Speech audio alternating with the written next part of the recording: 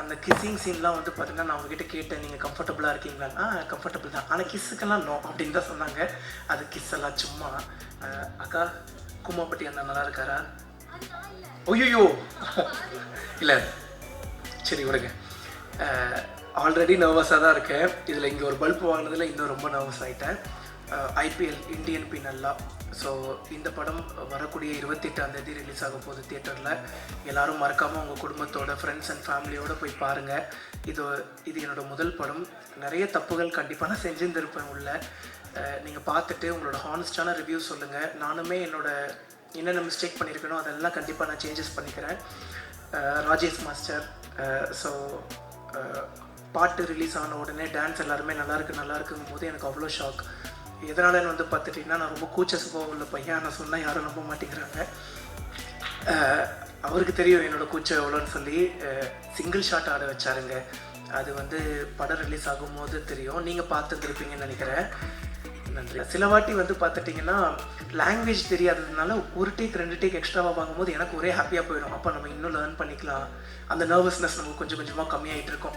அதுக்கப்புறம் வந்து பார்த்தீங்கன்னா நம்மளும் ஈஸியாக பண்ணிட முடிஞ்சுது. குஷிதா ரொம்ப தேங்க்ஸ். அந்த கிஸ்ஸிங் சீன்லாம் வந்து பார்த்தீங்கன்னா நான் உங்ககிட்ட கேட்டேன், நீங்கள் கம்ஃபர்டபுளாக இருக்கீங்களா?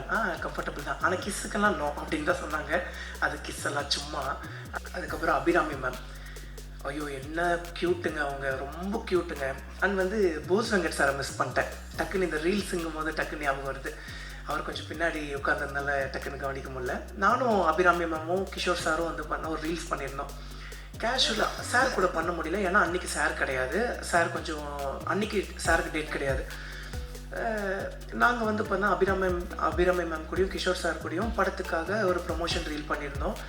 அது கொஞ்சம் வைரல் ஆகிடுச்சு. அதுக்கப்புறம் சார் கேஷுவலாக வந்துட்டு, பாசா எப்போ நம்ம ரீல்ஸ் பண்ணுறோம் அப்படின்னு சொல்லி கேட்கும்போது, ஐயோ அது எவ்வளோ பெரிய மனசு வரணும். அது போக அண்ணனோட ஃபேமிலியில் இருக்கக்கூடியவங்களுக்கெல்லாம் என்ன ரொம்ப பிடிக்குமா, அது சொல்கிறக்கே பெரிய மனசு வரணும்ல. ரொம்ப நன்றி சார். வர 28ஆம் தேதி நம்மளோட ஐபிஎல் இந்தியன் பி நல்லா படம் தேட்டரில் ரிலீஸ் ஆகும்.